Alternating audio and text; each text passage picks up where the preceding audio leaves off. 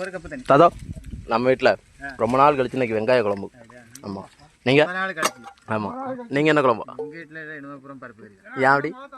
ஐயாவில் கொடியேறும்ல அதனால் இன்னைக்கு பூரா சாம்பாரும் சட்னியும் தானே. முத்துராஜனா எப்படி இப்போ நம்ம வந்து 11 மணிக்கு தான் சாப்பிட வருவோம். இன்னைக்கு சீக்கிரம் வந்திருக்கிறதுக்கு காரணம் என்னன்னு சொல்லுங்க தாத்தா. காரணம்னா கங்காணிக்கு பசி ஆயிட்டு. கங்காணிக்கு பசி ஆயிட்டுனா சாப்பிட கூப்பிட்டுருந்தாரு, உடம்பு வலிச்சிட்டுனா வீட்டுக்கு போக சொல்லியிருந்தாரு. அப்போ நமக்குலாம் அவனுக்கு அடுத்த ஆளுக்கு வலிச்சுன்னா அவனுக்கு கவலை இல்லைண்ணே. ஆ ஆ சரி, அது பெரிய குற்றம்.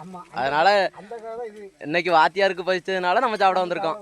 இல்லைன்னா சோறும் கிடையாது, ஒன்றும் கிடையாதுண்ணே. 12 ஆயிரும். சில நேரம் பாதி சோத்தை வீட்டுக்கும் கொண்டு போவோம். அப்படிதான் இருக்கு. அப்போ இன்னைக்கு அவருக்கு பசித்தது தான் காரணம். நல்ல விஷயம்தான்.